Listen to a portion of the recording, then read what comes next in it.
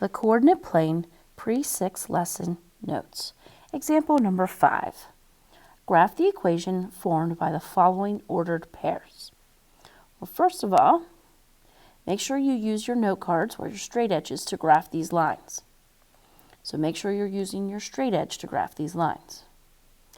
All right, now this is called an XY chart. It's also called a T chart. It's called a T chart because if you look, that's not going to work. Let me try this. If you look here and here, that makes a T. So they're called XY charts. They're called T charts. Either case. Sometimes it's called an input-output chart. So I'm not sure if you noticed this, but that is an ordered pair. -3, -7 is an ordered pair. So this T chart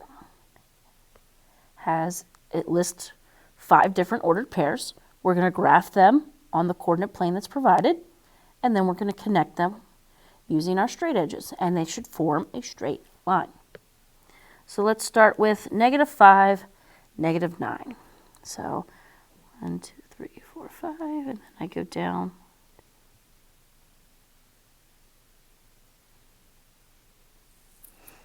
So that first point should be way down here at the bottom.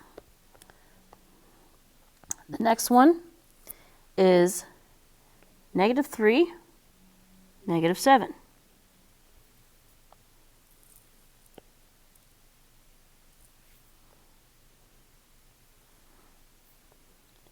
The next point is 0, -4.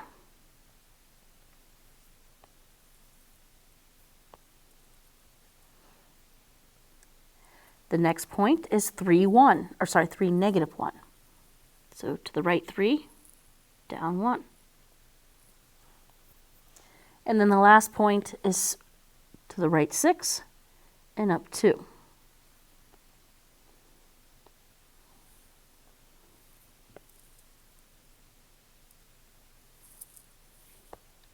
Okay, so now what you want to do is you want to take your straight edge and you want to line it up along all of these points. If all of the points do not fall along the edge of the straight edge, you did something wrong. If one of the points is off, you did something wrong. So it should be one continuous straight line drawn.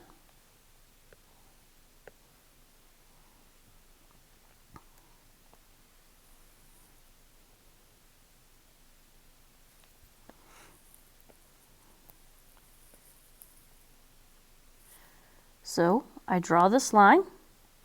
Notice how I extended it, or I drew it through each of the points, and notice how I extended it past the grid lines. Please extend your lines past the grid lines. Okay, so your graph should go past the grid lines. It goes through all of the points. If one of those points was over here somewhere, it would not be correct. You would do something wrong. So all the points should fall on that one continuous straight line. When you're done, the only thing left to do is to put arrows at the end. Lines go on forever. So we need to put arrows at the end to indicate that they will go on forever. And that is it for example 5. Now, this isn't important for you to know. I just want you to write this down. The equation for this graph is y equals x minus 4. Later on, you will understand why that is y equals x minus 4. Right now, just write it down. And right now, what's important is that you could take the ordered pairs that were listed over here on the left, graph them, and then connect them to form your graph. If you have any questions on example 5, please let me know.